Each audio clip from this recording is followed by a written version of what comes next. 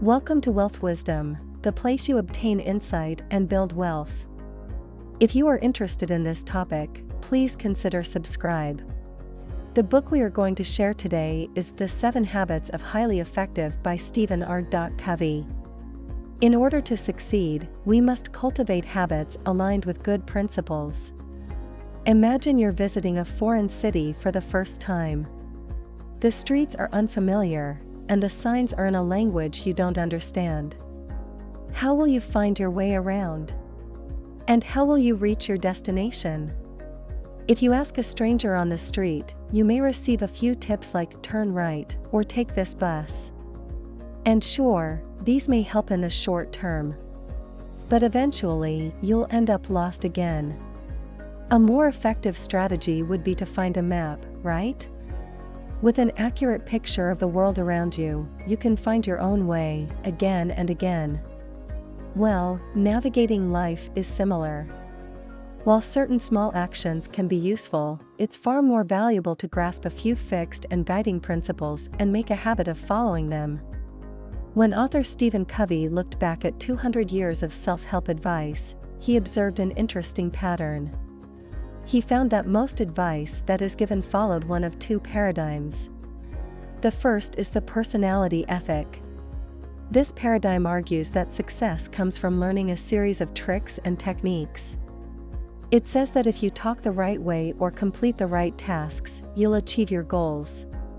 This advice is attractive, but it often leads to rather superficial changes that don't make a fundamental difference. The second paradigm is different. It's based on the character ethic. This approach argues that there are underlying principles to success. These principles aren't specific to any one situation. They're deep, unchanging truths about the world. If we align our inner character with these rules, we'll achieve lasting results. So how does this paradigm work in practice? Well, let's say you want a happier marriage. The personality ethic would tell you to adopt a new communication style or take a certain kind of vacation. In contrast, the character ethic encourages you to work on yourself. It says you must become the kind of person who has a good marriage by cultivating a character based on principles like fairness, empathy, and trust. Of course, this is easier said than done. If you want to develop an inner character based on good principles, then you need to change the way you consistently perceive and approach the world around you. In short, making changes based on the character paradigm requires that you cultivate good habits. In the following chapters, we'll take you through these habits one at a time. Take proactive control of your response to the world. Here's a simple question that has vexed scientists, philosophers, and everyday people for millennia: what makes you you? Some argue that it's all about genetics, that human evolution and our very DNA dictate our lives. Others point to our parents. They say that it's who raised us and how we were raised that matter most. Still others insist it's our environment and immediate circumstances that reign supreme. The truth is, none of these answers is sufficient. They're all too deterministic, that is, they say our lives are at the mercy of outside influences. But highly effective people make a habit of approaching the world in a different way.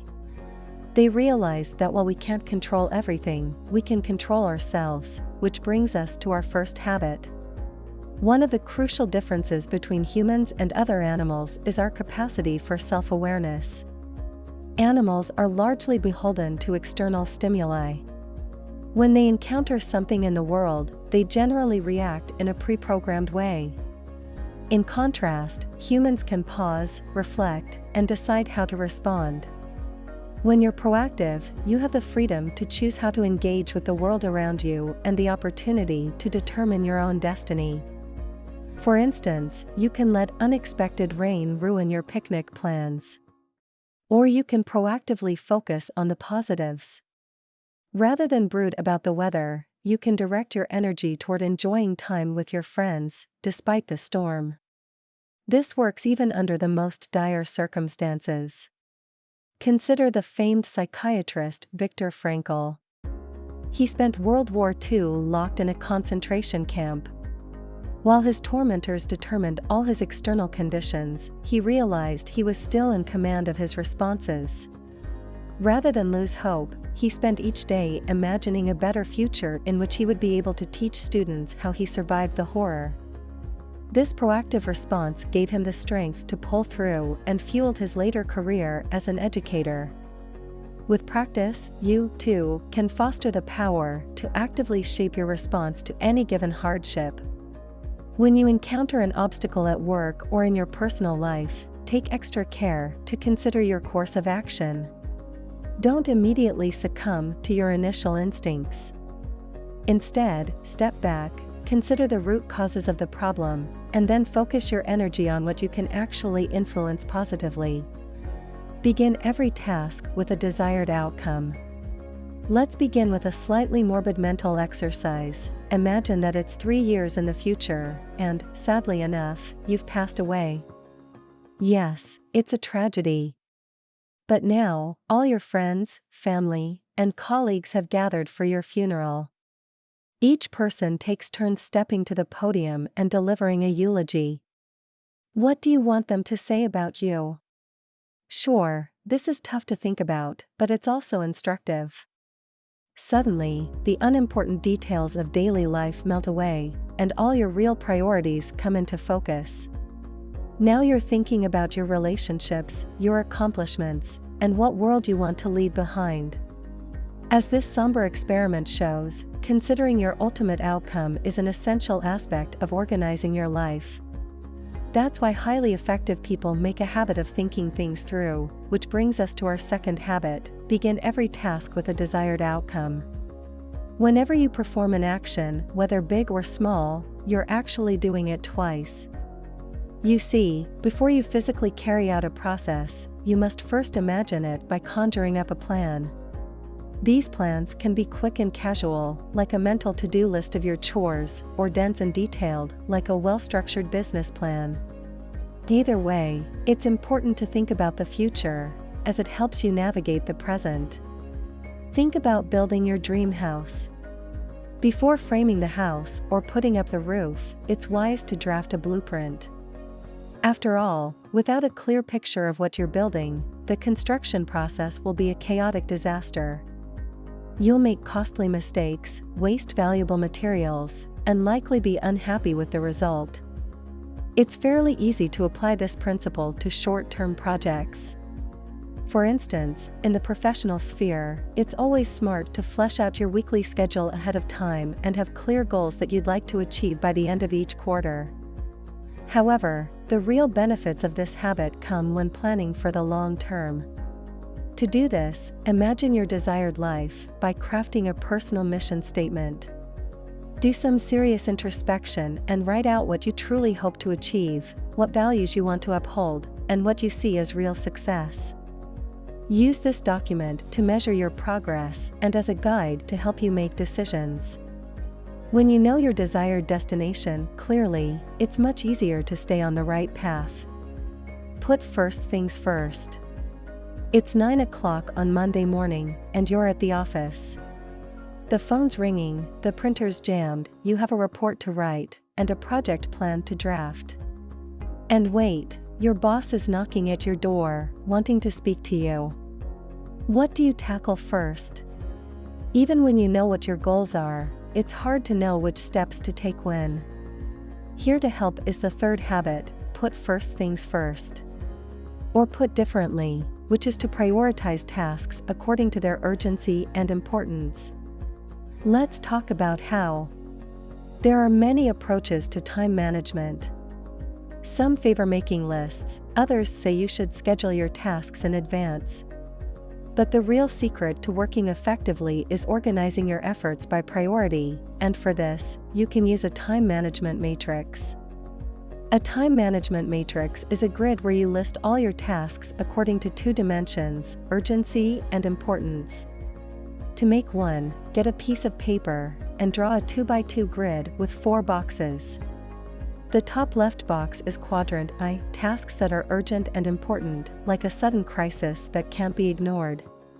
The top right box is quadrant 2, tasks that are important but not urgent. Think long-term projects like building client relationships. Bottom left is quadrant 3, this is for tasks that are urgent but not that crucial, like answering the phone. Finally, bottom right is quadrant 4, this is for everything that's neither urgent nor important, like playing solitaire. Once you've divided up all your duties this way, it's easier to see where to focus your efforts.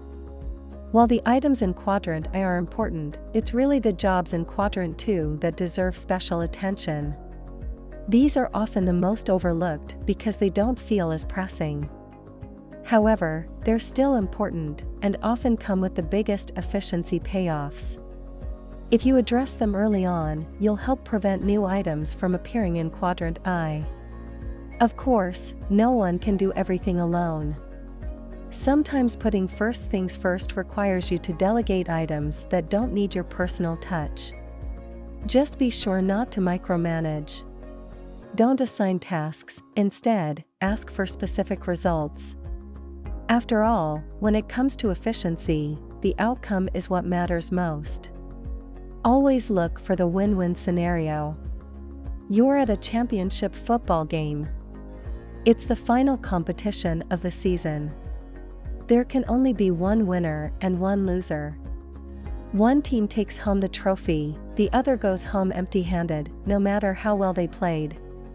Luckily, not all areas of life are like this, where one team must triumph and the rest fail.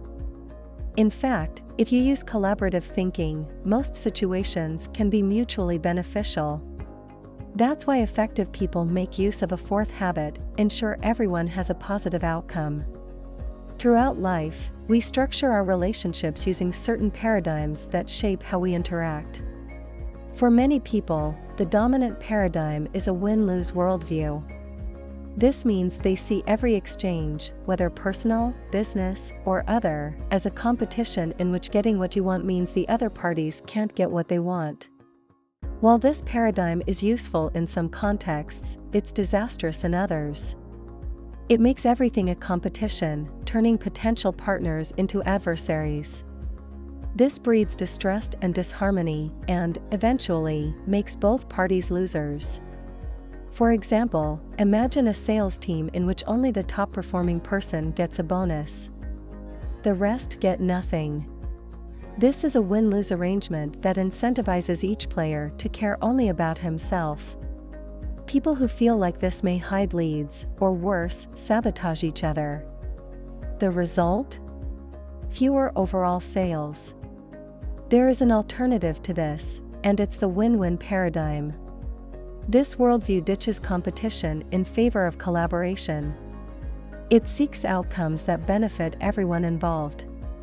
For that sales team, this could mean giving out bonuses only when everyone reaches individual sales goals. That way, one salesperson's win is also a win for everyone else. This win-win arrangement encourages communication and teamwork, and will result in more sales and happier workers overall. What's the best way to ensure you're always looking for the win-win? Adopt an abundance mentality. This mindset doesn't see good things like success, joy, fulfillment, or even profits as rare commodities. Instead, it knows there's always plenty for everyone. When you realize there's always more value to be had, it's easier to look for ways to collaborate on attaining it. With a win-win mentality, your biggest victories come when you see that you're all playing on the same team. Build stronger relationships by truly understanding others. Words are blurry, you're always squinting, and you can't pick out a friend from 10 steps away. It's time to visit the optometrist. Now, you know how these trips usually go. You read letters off a chart as the doctor tries out different lenses. Eventually, you find the exact lens for you. But what if the doctor took a different approach? What if, instead of testing your eyes, she simply gave you her glasses, said, "These worked for me," and left it at that? Well, your vision would still be blurry, and you'd probably find a new optometrist. It sounds absurd, but when it comes to communication, many people act like that doctor.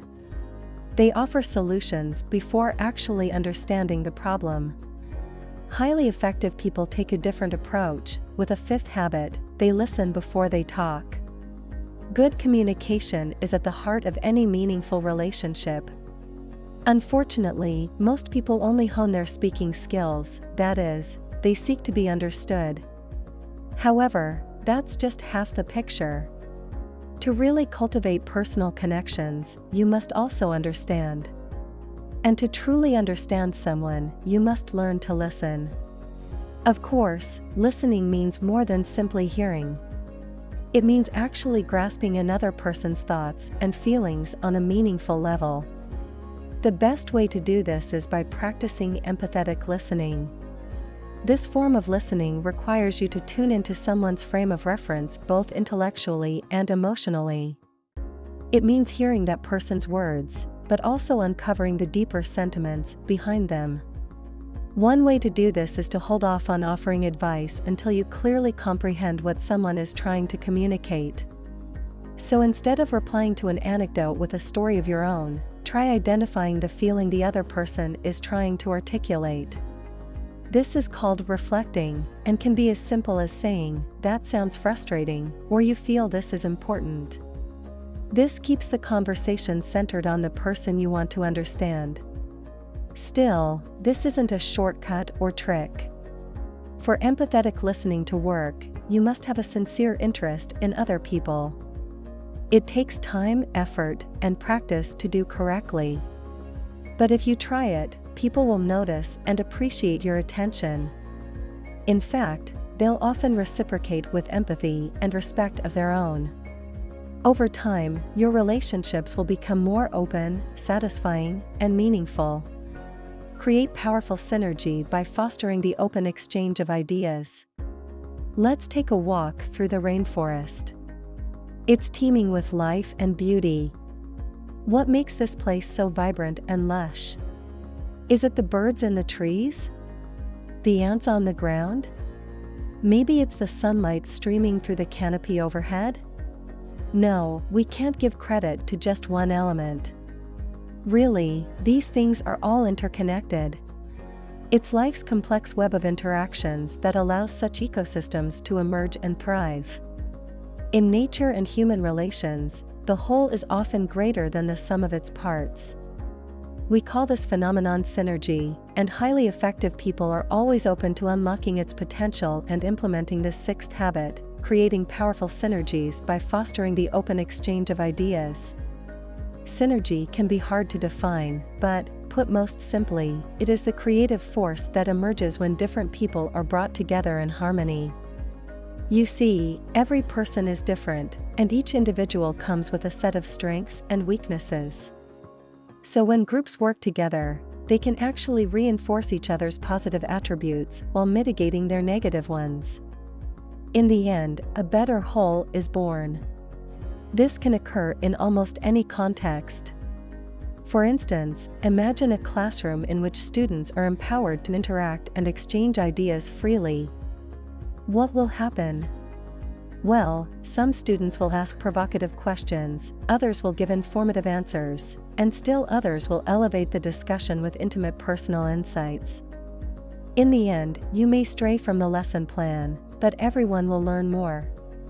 The way to encourage synergistic energy is to create an environment in which everyone feels safe and respected. This requires drawing on other habits, like win-win thinking and empathetic listening.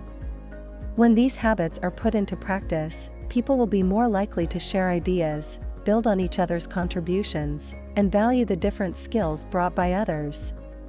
It worked for David Lilienthal. When he ran the Atomic Energy Commission in the United States after World War II, he put together a group of highly capable people. Yet, each expert had his own strong opinions that sometimes clashed with others. So Lilienthal scheduled weeks of group meetings so each team member could share his hopes, fears, and reasons for the program. These open discussions created an atmosphere of trust and understanding. In the end, the commission developed an immensely creative and productive culture.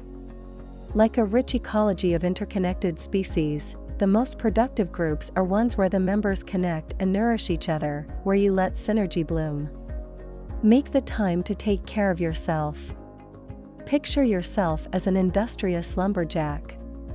Every day, you head into the forest to start felling trees. The first few are easy. Whack, whack, whack, and down it comes. However, over time, you notice a disturbing pattern. Each tree is taking more chops to bring down. By the end of the week, toppling a single trunk takes all afternoon. What's gone wrong? It's a simple mistake. While you've been hard at work, you've forgotten to take care of your tools. Your trusty axe, once sleek and sharp, is now dull and useless. As this parable shows, even the most driven and dedicated workers will eventually burn out if they don't take breaks. For this reason, the seventh and final habit of highly effective people is all about rest and renewal. Make the time to take care of yourself. As you strive to achieve your ambitions, it's easy to get so caught up in outward action that you neglect to nurture your own well-being.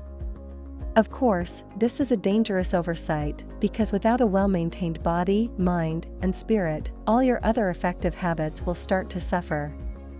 So it's crucial to allocate time and energy to renewing yourself continually in 4 different dimensions. The first is the physical dimension. This means taking care of your body with regular exercise, proper nutrition, and plenty of restful sleep. Developing these healthy habits will give you the endurance to keep operating over the long term. The second dimension is spiritual. Renewing this dimension is all about getting in touch with yourself, your values, and the beauty in the world around you. Each day, take a few moments for quiet contemplation, prayer, or mindful meditation. You'll find such practices keep you centered and ready to handle adversity. The third dimension is mental. Just like your body, your brain needs regular workouts. Stay sharp by always learning something new. Practice new skills, read new books, or try picking up a foreign language. These hobbies enrich your life and keep you engaged with the world around you. The fourth and final dimension involves the social and emotional aspects of your life. Pursuing efficiency doesn't mean you have to sacrifice your social life.